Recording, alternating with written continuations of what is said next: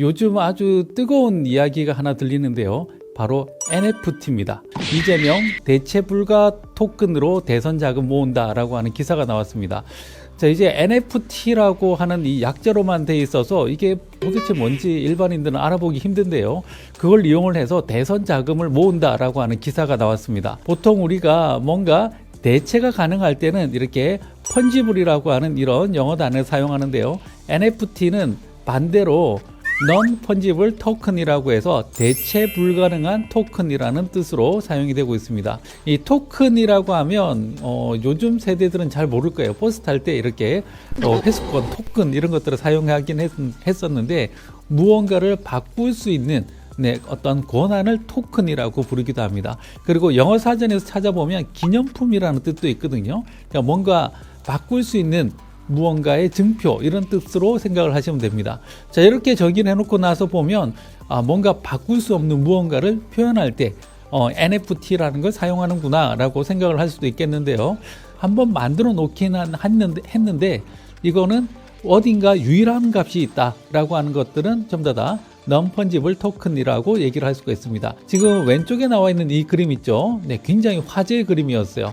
네. 살바토르 문디라고 하는 굉장히 유명한 그림이고요. 저는 이제 미술은 잘 모르는데 이 그림이 원래 1958년에 소더비 경매에 나와서 당시에 낙찰 가격이 60달러였습니다.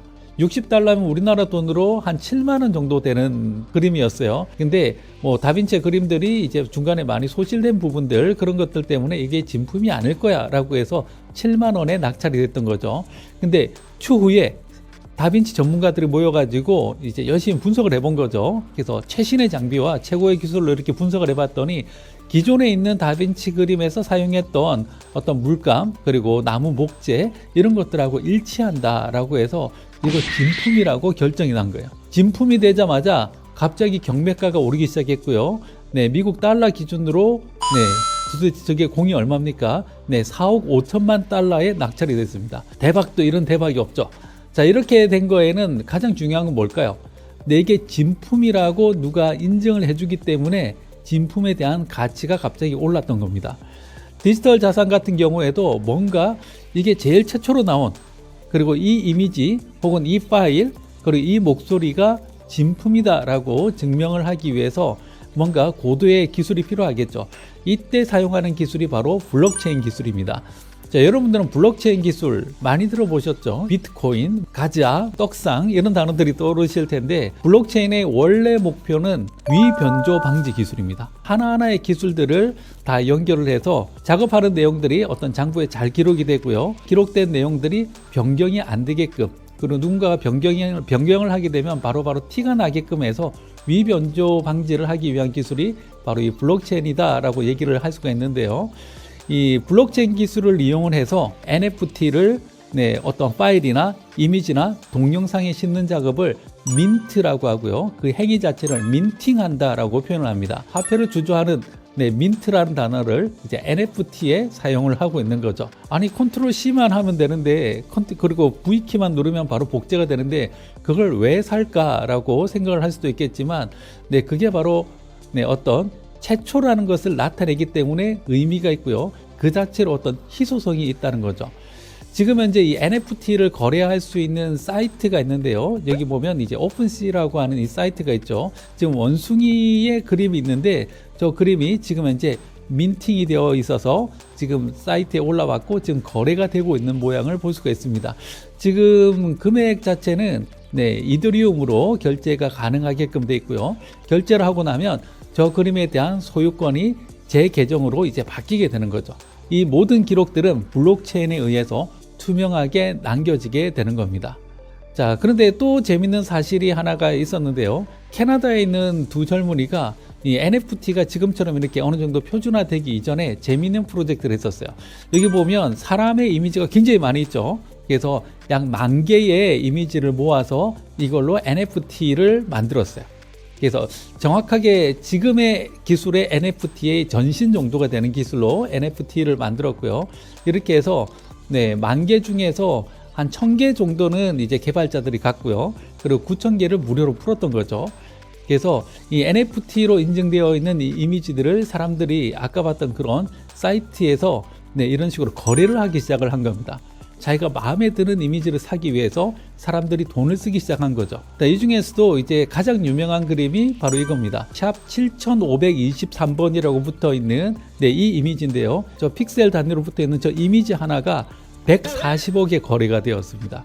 어떻게 보면은 이게 거품도 세상 이런 거품이 아닐 수가 없죠. 근데 지금 현재 저 이미지 같은 경우에는 저 10,000개 중에서 에일리언이라고 하는 시리즈고요. 그 중에서도 이제 10,000개 중에서 총 9개밖에 없고, 그리고 마스크를 쓰고 있기 때문에 코로나 시대를 표현한다 라고 해서 이게 가격이 무려 140억에 거래가 되었습니다. 뭐 해외 유명 연예인들 같은 경우에도 여기 있는 이 아이콘들 중에서 자기하고 유사성이 있거나 자기를 표현할 수 있는 아이템들이 있다면 그걸 기꺼이 비싼 돈을 내고 그 아이템을 NFT로 구입을 하기 시작하겠죠. 왜냐하면 이게 아이콘이니까 이걸 뭐 트위터나 다른 데서도 쓸 수가 있다는 거죠. 그리고 이 이미지는 나한테 와 있다라고 하는 것을 NFT를 이용을 해서 증명을 할 수 있기 때문에 어떤 유일성을 보여줄 수 있는 굉장히 좋은 아이템이 됐던 겁니다. 자, 또 특이한 것 중에 하나는 비플이라는 아이디로 불렸던 마이클 윌켈만이라고 하는 사람이 13년 동안 하루에 하나씩 작품을 디지털로 만들어서 매일매일 사진을 하나씩 올렸어요. 자, 이렇게 오랫동안 올리다 보니까 이런 이미지가 무려 5,000개가 되었어요. 그래서 이 5,000개를 모아서 하나의 이미지로 만들었습니다. 한 300메가 정도 되는 작품을 만들었고요. 이거를 NFT로 인증을 해서 크리스티 뉴욕 경매에서 785억에 거래가 됐습니다. 그 작품은 바로 이렇게 생겼습니다. 자기 작품들을 5,000장을 이렇게 모아서 만든 건데요. 이게 무려 785억입니다. 자, 아직까지도 100% 이해가 안 되는 그런 상황이긴 한데요. 자, 미국 같은 경우에는 또 NBL 농구 되게 유명하죠. 그 농구의 하이라이트 영상을 한 15초짜리 클립을 모아서 파는 사이트가 있어요. 그래서 이걸 돈 주고 사면 이 이미지에 대한 소유권이 나한테 넘어오게끔 되는 거죠. 왜 우리가 어릴 때도 보면 왜 그 야구 선수들이 있는 카드들 막 사고 아니면 뭐 유희왕 카드 이런 것들 사잖아요. 근데 그런 카드에는 그냥 카드만 있는데 여기서는 그 카드에 더불어서 해당되는 동영상의 소유권이 나한테 넘어온다. 이게 전혀 다른 느낌이라고 볼 수가 있겠죠. MBC 뉴스데스크에서는 NFT를 이용을 해서 최초의 뉴스데스크를 또 저작권을 팔기도 했었습니다. 자, 게임 같은 경우는 약간 재밌는 사례가 있는 게 엑시 인피니티라고 하는 NFT 게임이 있어요. 이 게임 같은 경우에는 저런 몹들을 육성을 하고 얘네들을 팔 수도 있어요. 근데 각각의 몹에다가 이제 어떤 유일한 값을 부여하기 위해서 NFT 기술을 이용하는 거죠. 그리고 몹을 팔게 되면 그 안에서 거래가 일어나겠죠. 그러면 소유권이 다른 사람한테 넘어가는 겁니다. 엑시 인피니티라고 하는 이 게임에서 이제 이 NFT가 어디로 가는가라고 하는 거에 대해서 또 한 갈래의 방향성을 볼 수가 있는데요. 이런 왜 캐주얼한 게임들은 생각보다 쉽게 재밌어지고 쉽게 실증이 나잖아요. 그런데 실증이 났지만 이 아이템들이 가치가 있으니까 사람들이 못 빠져나오고 있는 거죠.